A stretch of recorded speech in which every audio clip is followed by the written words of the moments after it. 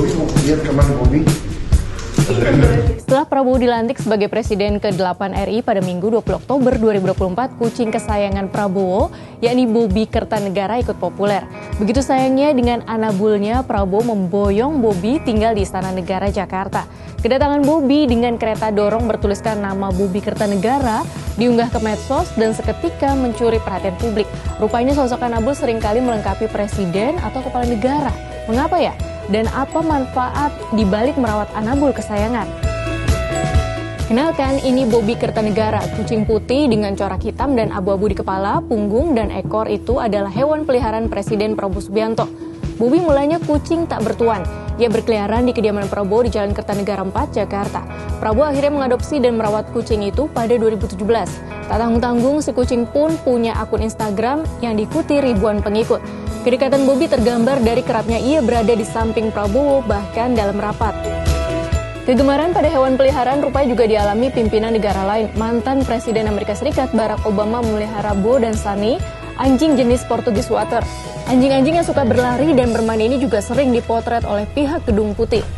Di Inggris ada juga Ratu Elizabeth II yang sebelum meninggal diketahui memiliki beberapa anjing corgi, diantaranya bernama Sandy dan Muik. Lalu tak ketinggalan Connie, anjing ras Labrador Retriever hitam yang menjadi kesayangan Presiden Rusia Vladimir Putin. Connie juga sering ikut terlihat di pertemuan resmi Putin dengan tamu negara. Anabul yang disandingkan dengan presiden atau kepala negara tentunya istimewa. Bisa jadi ada fungsi politis dan psikis di baliknya. Terkait Prabowo dengan anabul Bobi, Direktur Eksekutif Carta Politika Yunarto Wijaya melihat Bobi memang sengaja diangkat oleh Prabowo untuk menepis pandangan sang punya bertemperamen keras dan impulsif. Bobi boleh jadi ikut membangun citra humanis Prabowo seperti sosok yang suka bercanda dan penyayang.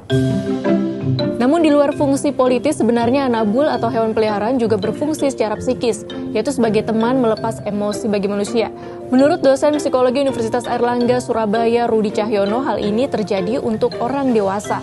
Bersosialisasi dengan hewan peliharaan bisa jadi bentuk pelepasan emosi, sehingga hewan peliharaan kerap disebut pendukung emosional.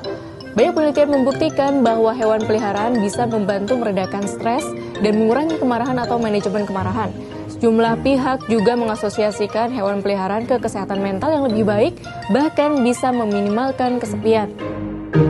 Keberadaan hewan peliharaan di sekitar para tokoh dunia dan negara menjadi lebih menarik, tapi yang terpenting hewan peliharaan ini juga makhluk hidup, layaknya manusia yang butuh komitmen jangka panjang saat memutuskan untuk merawatnya, bukan sebatas popularitas media sosial atau fungsi politis.